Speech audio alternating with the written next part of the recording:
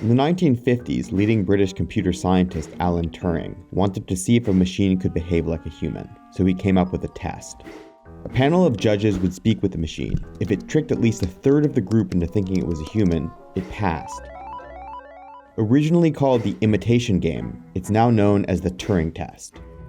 For decades, no machine could pass, but in 2014, a computer program called Eugene Gutzman convinced a team of judges it was a 13-year-old boy.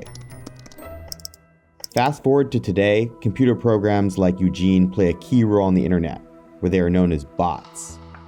Short for robots, bots are a computer program set up to do a task so a human doesn't have to. They can respond to automated customer queries or help companies post articles on multiple platforms at the same time. But there is a darker side to them too. Armies of bots disguised as humans can be hired to hijack and manipulate debates by spreading false information online, or support groups inciting hate speech. The web has become a primary platform to discuss social and political views, but the role of bots hangs in the balance. To what extent will bots be deployed as a tool for efficient customer service and other uses? And will those intent on manipulating public opinion double down on bots and in the long term endanger democracy?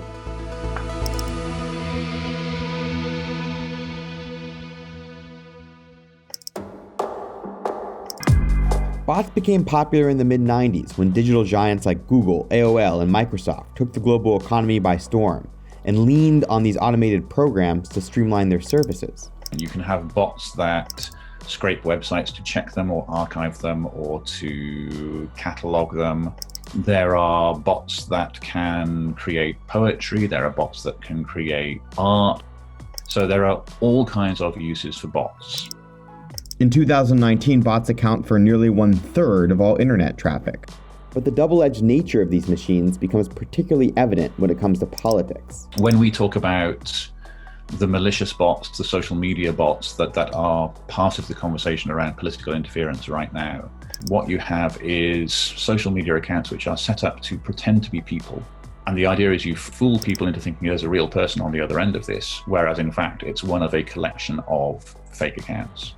In recent years, bots have been accused of shifting people's perceptions of political events and even swaying an election or referendum result. But while this feels like a new phenomenon, for some experts, there's really nothing new. When the printing press was developed, initially there was an explosion of enthusiasm that it would bring a whole new wave of learning to the world. And you had an explosion of paper propaganda. And then gradually over time, people started realizing that actually, just because it's written on paper doesn't necessarily mean it's true.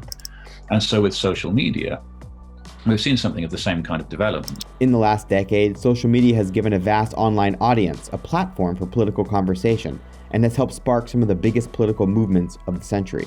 The Arab Spring in 2011 was hailed as the social media revolution because you had people who were getting together and discussing online what to do about their political activism. In the political sphere, you have particularly the authoritarian actors who realize, well, people are talking about this and we're not in the game. We're not in the conversation. And our supporters aren't online, so let's create fake supporters. We saw this again in the 2010 US midterm elections, when bots were used to support or discredit candidates using tailored content or fake news. Since then, programmers crafted their bots to be more sophisticated and more difficult to tell apart from real people. That was when they started to really hit the headlines. I started looking into bots in 2016 as part of my research into the US election. There had been rumors going around that massive botnets were distorting the debate on Twitter, and there were questions whether some of this was being run from Russia. It became an intellectual challenge. What are the ways that you can find to tell apart a bot from a human? And I came up with a theory which I called the 3 A's, so activity, anonymity, and amplification. So activity is what volume does it post, not just per day, but per week and per month and per year. Then there's anonymity. Does the account give any kind of information that there's a real person behind it? And then you look at amplification. A retweet bot is something which only retweets other people and doesn't post its own content. And at that point, you have reason to believe that that is a bot. In 2016, researchers uncovered examples of mass social media manipulation during the US presidential election. They showed how nearly 400,000 users, approximately 15% of the entire Twitter population in the US, was made of bots, and these programs were responsible for 20% of online conversations. In the UK, research found that political bots played a strategic role in shaping discourse on Twitter about the polarizing Brexit referendum. The hashtags associated with Leave groups dominated the conversation, with less than 1% of sampled accounts generating almost a third of all messages.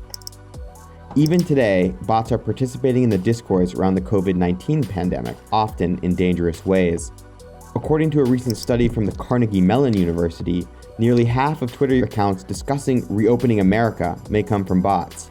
Of the top 50 influential retweeters involved in the COVID-19 conversation, 82% are computer programs. And in the lead up to the 2020 US elections, there were attempts to create false personas and news outlets to spread divisive and polarizing messages. Not only have bots played a big part in big national debates, they've been known to influence hyperlocal and niche issues too. In 2017, an army of bots were mobilized to flood public agencies with comments about net neutrality in the US, as well as the disputed Keystone oil pipeline project. While bots have been set up to influence national and local policies, they can also target individuals, particularly human rights advocates. Trolling bots have become a key tool to intimidate or threaten dissidents. It happened to Saudi analyst Ali Al-Ahmed.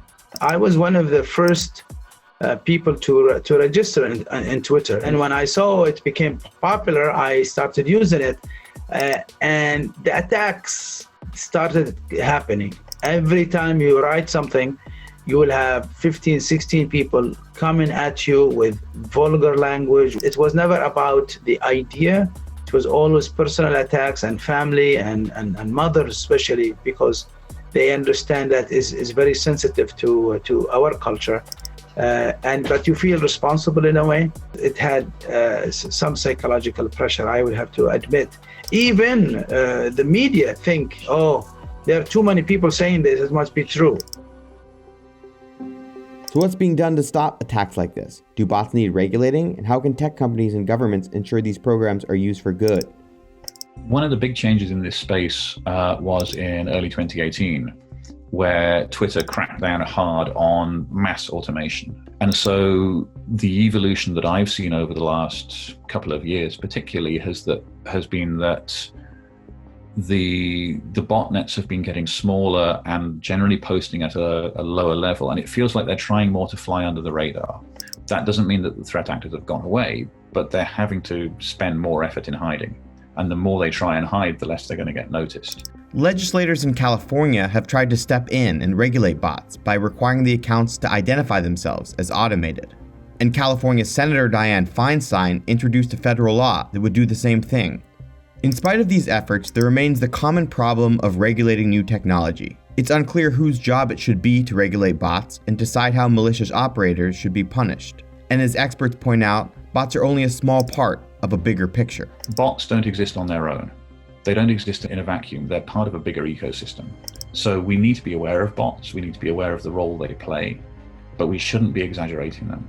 Bots can be amplifiers. People can use them to make an unpopular opinion look more popular, but ultimately they are only one part of the problem. And to keep the whole ecosystem healthy is one of the big challenges of the next few years.